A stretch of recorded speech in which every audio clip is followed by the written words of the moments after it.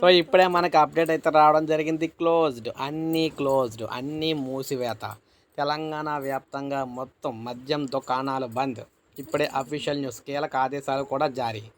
ఆ రోజు వైన్ షాపులు బంద్, ఉత్తర్వులు జారీ. హనుమాన్ జయంతి సందర్భంగా ఈ నెల 23న అంటే మనకి మంగళవారం రాష్ట్ర వ్యాప్తంగా ఉన్న వైన్ షాపులు, బార్లు మూసివేయాలని ప్రభుత్వం ఉత్తర్వులు జారీ చేసింది. హనుమాన్ జయంతిని హిందువులు ఎంతో ఘనంగా జరుపుకుంటారు.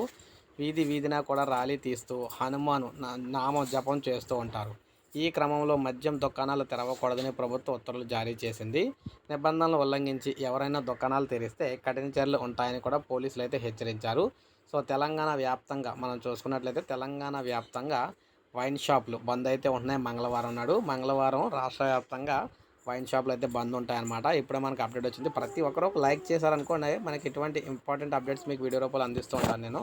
అలాగే సబ్స్క్రైబ్ చేసుకోకపోతే మన ఛానల్ సబ్స్క్రైబ్ చేసుకొని ఫాలో అవుతానండి. లేటెస్ట్ అప్డేట్స్ అన్నీ కూడా మీకు మన ఛానల్ ద్వారా అయితే అందించడం జరుగుతూ ఉంటుందన్నమాట.